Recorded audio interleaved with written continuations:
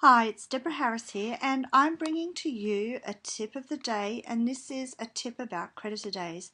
Creditor Days is a cash flow lever, and it enables you to really work out when you're paying your suppliers.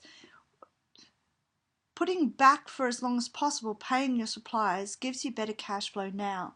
You have to balance that, however, between paying your suppliers so late that you actually risk your chain of supply, or that you don't get good terms offered to you in the first place. So my first tip is to only pay correct invoices. So by this we mean just when the invoices come in, check to see that they're all accurate. If they're not accurate, query them straight away, but don't pay them if they're not correct. Make them come back to you with the correct invoice. So you need to check that you have actually been supplied the items that are on the invoice, that the price is accurate from what your records show, and so you only pay the correct invoices. They need to have the correct date, they need to have your correct details.